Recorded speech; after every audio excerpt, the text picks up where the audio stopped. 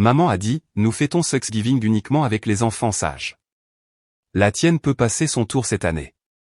Ma fille s'est mise à pleurer. Je lui ai répondu par texto, compris. J'annule ma participation financière à l'événement. Ils ont continué à rire, envoyant des selfies à table, totalement inconscients de ce qui allait se passer.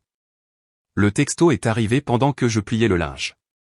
Pas de salut, pas de contexte, juste une seule phrase de ma mère qui m'a glacé sur place. Nous célébrons Thanksgiving uniquement avec les enfants qui se comportent bien. Ta fille peut passer son tour cette année.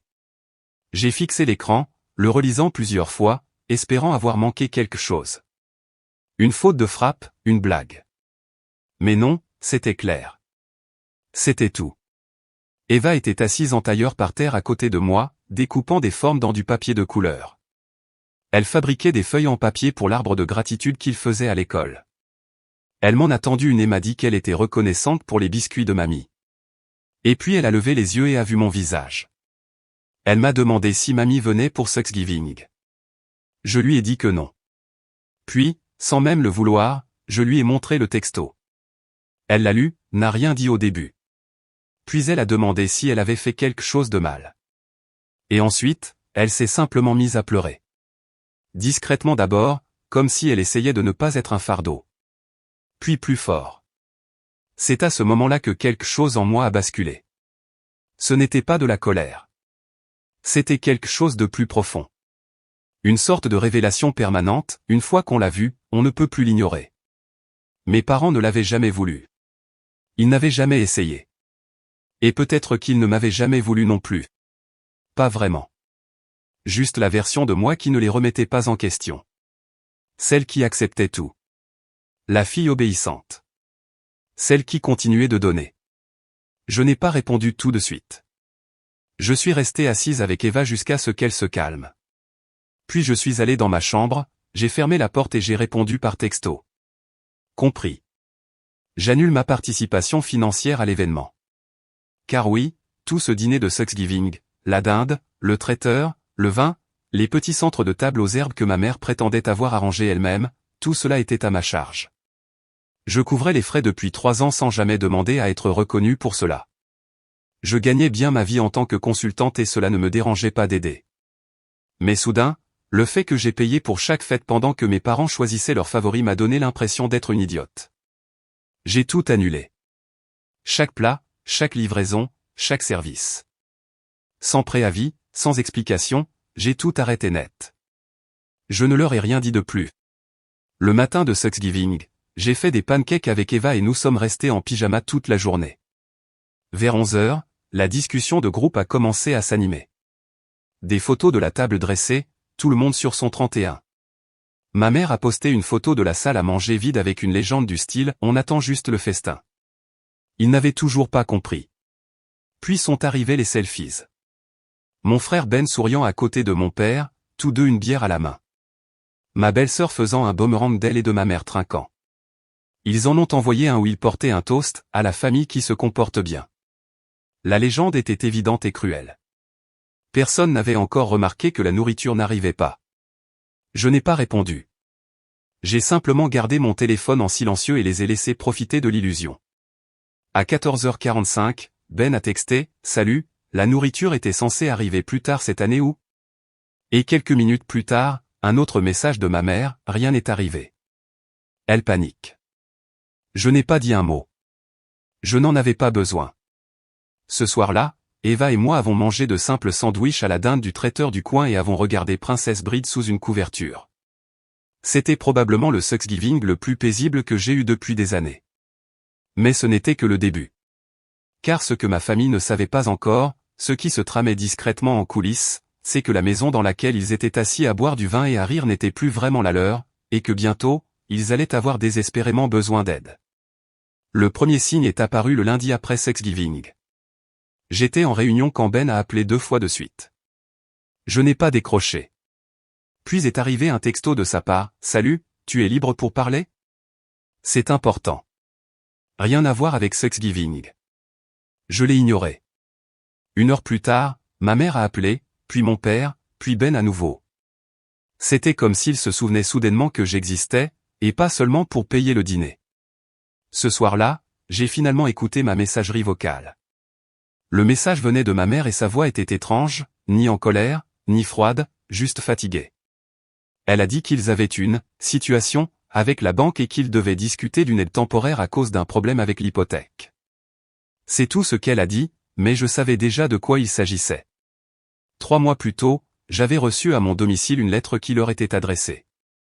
Elle provenait d'une caisse de crédit dont je n'avais jamais entendu parler. Au début, j'ai pensé que c'était une erreur, mais en l'ouvrant, j'ai réalisé qu'il s'agissait d'un prêt, un prêt qu'ils avaient co-signé avec Ben pour une voiture, une BMW neuve. La lettre indiquait qu'ils étaient en retard dans les paiements et que la propriété utilisée comme garantie était leur maison. J'avais appelé ma mère à ce sujet dès sa réception. Elle avait balayé l'affaire d'un revers de main, disant que c'était réglé et que je ne devais pas m'inquiéter. J'ai laissé tomber. Je n'aurais pas dû. Au moment où ils m'ont contacté après Thanksgiving, il était clair que rien n'avait été réglé. Le prêt était en défaut de paiement. La banque engageait une procédure de saisie de la maison à moins que la dette ne soit réglée dans les 30 jours. Je ne leur ai pas répondu tout de suite. J'ai gardé l'information pour moi pendant 3 jours pendant qu'ils continuaient d'appeler, de texter, d'essayer différentes approches. Mon père m'a envoyé un long message sur la façon dont la famille reste soudée et qu'il savait que je ne laisserais pas quelque chose d'aussi petit, tout gâché. Une broutille. C'est comme ça qu'il a qualifié la perte de la maison où mes parents avaient vécu pendant 27 ans. Celle où j'avais grandi. Celle qu'ils avaient utilisée comme garantie pour la deuxième voiture de mon frère en 2 ans. Pendant ce temps, ils avaient traité Eva comme une étrangère qu'ils étaient forcés de tolérer. C'est étrange la gymnastique mentale que les gens peuvent faire quand ils se sont convaincus qu'ils n'ont jamais tort. Mes parents ne voyaient sincèrement aucun lien entre ce qu'ils avaient fait à ma fille, à moi, et le fait que je ne me sentais plus obligé de les sauver. Mais au final, je les ai aidés. C'est la partie à laquelle je pense encore parfois. J'ai viré l'argent directement à la caisse de crédit et leur ai envoyé la preuve du paiement. Je ne leur ai pas dit que je l'avais fait. Je les ai laissés mariner quelques jours de plus, puis la lettre de la banque est arrivée, indiquant que la procédure de saisie immobilière était retirée. C'est alors qu'ils ont rappelé, tout sourire et plein de gratitude. Maman a même dit qu'elle voulait emmener Eva faire du shopping pour Noël. Comme si rien de tout cela ne s'était jamais passé. Je voulais croire qu'ils avaient changé. Je le voulais vraiment. Peut-être que j'avais besoin de le croire. Alors, j'ai laissé Eva y aller avec elle, pensant que c'était peut-être un tournant. Ce n'en était pas un. Car ce qui s'est passé ensuite a confirmé quelque chose que j'avais toujours essayé de ne pas croire, ma fille était invisible pour eux, et ils ne prenaient même pas la peine de le cacher. Ils sont venus chercher Eva pour la virer shopping un dimanche après-midi. Elle était si excitée qu'elle portait ses petites bottes pailletées même si elle lui donnait des ampoules. Elle n'arrêtait pas de regarder par la fenêtre, s'assurant de ne pas les manquer arriver. J'ai failli tout annuler à la dernière minute. Je n'avais pas confiance. Le changement soudain, la façon dont ma mère était redevenue chaleureuse et souriante, comme si elle n'avait pas dit ce qu'elle avait dit quelques jours auparavant. Mais Eva avait déjà préparé un petit sac avec son argent de poche et une liste d'idées de cadeaux qu'elle avait faites. Elle avait même dessiné un petit cœur à côté du nom de mamie. Alors, je les laissais partir. Je me suis dit qu'ils essayaient peut-être, que la peur de perdre la maison avait peut-être ouvert quelque chose en eux. Ils sont partis pendant 4 heures. Quand elle est revenue, elle n'a pas dit un mot. Elle est allée directement dans sa chambre et a fermé la porte. Ma mère a à peine croisé mon regard en la déposant. Elle a dit que le centre commercial avait été trop bondé pour trouver grand-chose. Puis elle est partie comme si elle ne pouvait pas s'enfuir assez vite. J'ai frappé à la porte d'Eva, je me suis assise avec elle sur le lit et je lui ai demandé comment ça s'était passé. Elle m'a tendu un sac en papier avec un seul petit porte-clés à l'intérieur. Un petit bonhomme de neige en caoutchouc. C'est tout ce qu'il lui avait acheté. J'ai demandé s'il s'était passé quelque chose. Elle a haussé les épaules. A dit que non. Qu'elle était fatiguée. Mais plus tard dans la nuit, je l'ai trouvée en train de pleurer dans son oreiller. Pas fort, juste des sanglots silencieux et étouffés. Elle m'a finalement raconté ce qui s'était passé. Il n'était pas allé faire du shopping pour elle. Il l'avait emmenée au centre commercial pour acheter des cadeaux pour ses cousins. Ma nièce, mon neveu et le nouveau bébé de mon frère. Eva les a regardés choisir des tenues, des jouets et même un bracelet en or pour que le bébé le porte en grandissant. Quand elle a demandé si elle pouvait avoir un petit jouet, ma mère lui a dit, tu n'auras rien. Nous avons déjà trop dépensé. Elle a ajouté que ma mère n'arrêtait pas de parler de « vrais petits-enfants » pendant qu'ils faisaient leurs achats. Eva n'a pas compris ce que cela signifiait au début, mais lorsqu'ils se sont assis à l'aire de restauration, elle a entendu mon père dire « au moins, on n'a pas à s'inquiéter qu'elle fasse une crise en public cette fois ». Elle n'a pas pleuré devant eux. Elle n'a pas posé de questions. Elle est restée silencieuse jusqu'à ce qu'elle rentre à la maison. Je n'ai pas dormi cette nuit-là, non pas de colère, mais d'un chagrin froid et vide. Je ne savais pas comment l'expliquer. J'ai alors compris que cela ne changerait pas. Il n'y aurait pas de tournant, pas de moment où il la verrait soudainement comme je la voyais. Peu importait ce que je remboursais ou la grâce que je leur accordais. Ils ne l'aimaient pas. Ils ne l'avaient jamais aimé. Je ne leur ai rien dit tout de suite. Je les ai laissés penser qu'ils s'en étaient tirés. J'ai attendu, car à ce stade, il ne s'agissait plus de prendre ma revanche. Il s'agissait de couper les ponts proprement, d'une manière qu'ils ne verraient pas venir. Et quand ils reviendraient vers moi, et je savais qu'ils le feraient, je serais enfin prête. 2 semaines avant Noël, mon père s'est présenté à ma porte sans prévenir. Pas d'appel, pas de texto. Il a simplement frappé comme il le faisait quand je vivais encore sous son toit et que je n'avais pas le choix de répondre. J'ai ouvert parce que je voulais voir son visage. Je voulais voir s'il avait l'air honteux. Il ne l'était pas.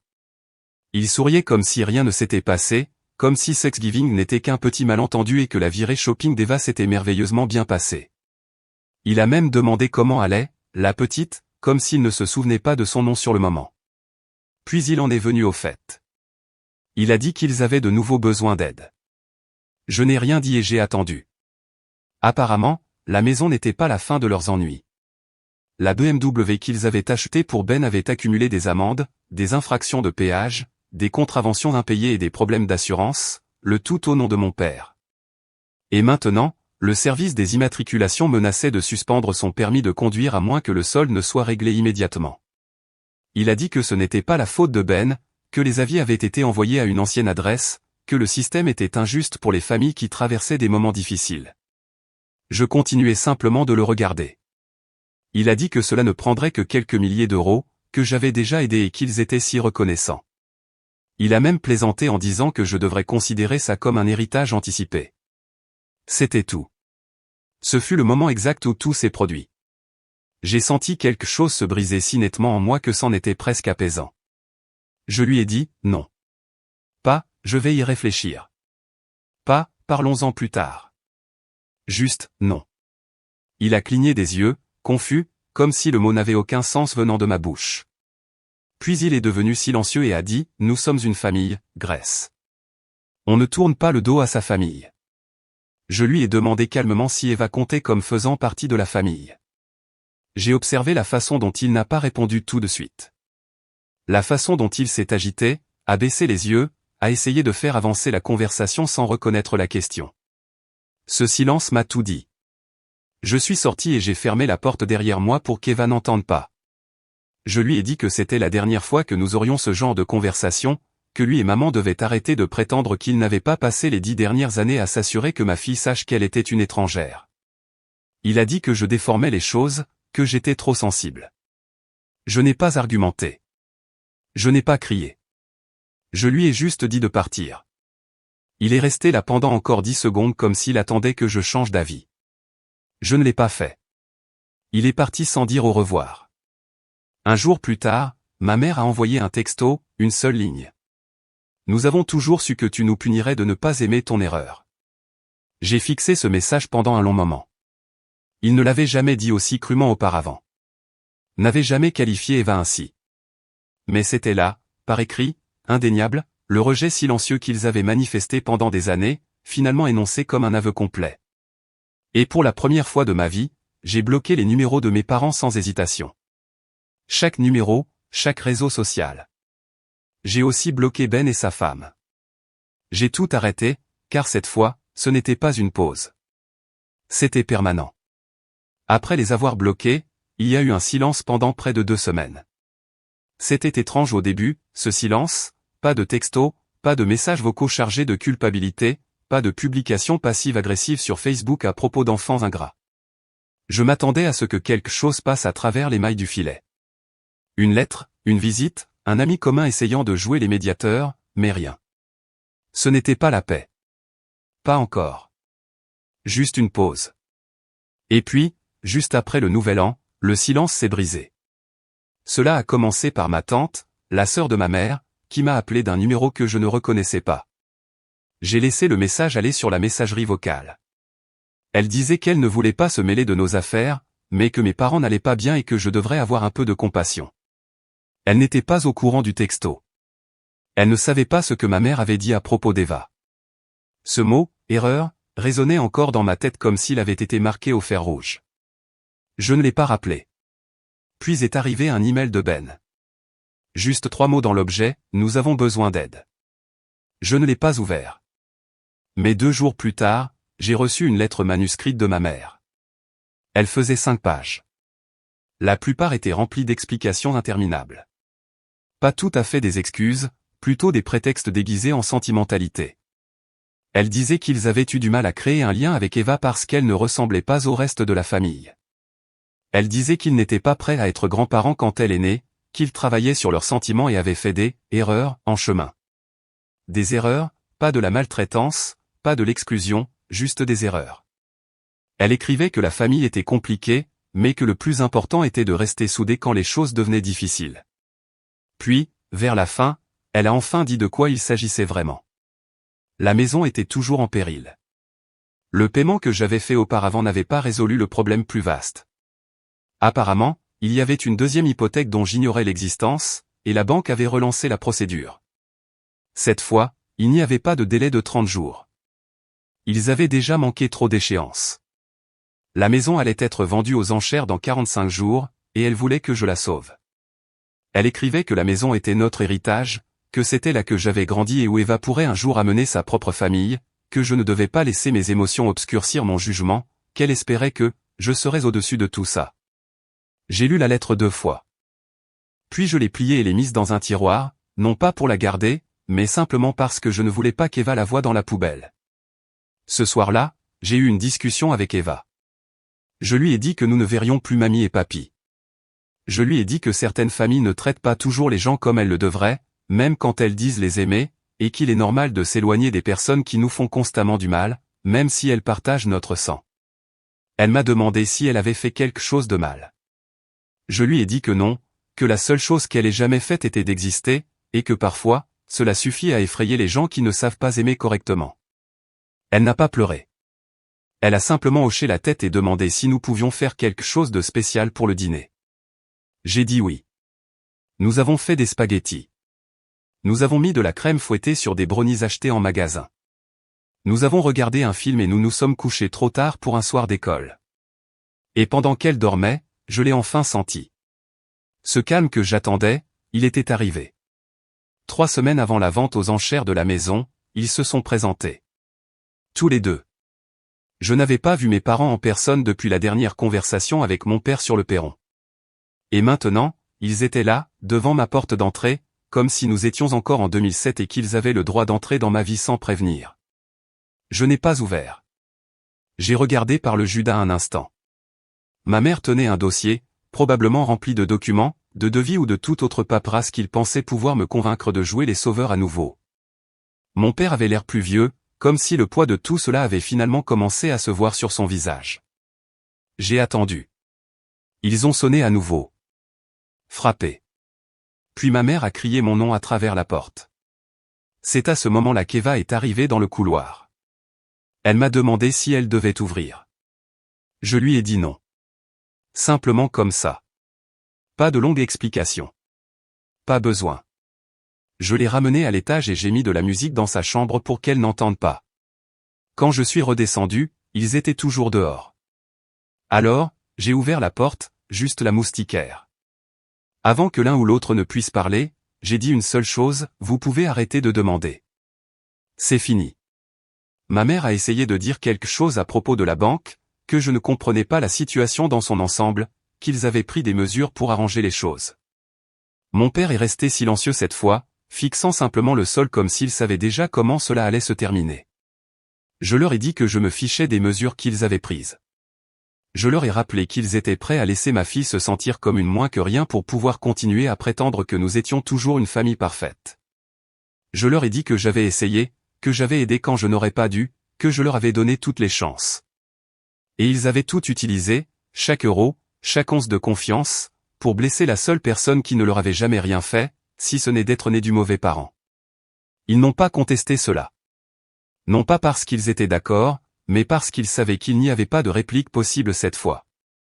Ma mère m'a demandé si j'envisagerais au moins de laisser Eva écrire des lettres un jour, pour qu'elle ne nous oublie pas. Je l'ai regardé droit dans les yeux et j'ai dit, vous avez fait en sorte qu'elle ne vous oublie jamais. Puis j'ai fermé la porte. La maison a été vendue exactement 19 jours plus tard. Je n'ai pas suivi la vente aux enchères, je n'ai pas consulté l'annonce. Je ne connaissais la date que parce que ma mère l'avait griffonnée dans un coin de la lettre qu'elle avait envoyée. Aux dernières nouvelles, ils ont emménagé chez Ben, ce qui était logique. Il a toujours été leur préféré. Peut-être que maintenant, il pourrait aussi être leur bouée de sauvetage. Eva n'a plus jamais posé de questions à leur sujet.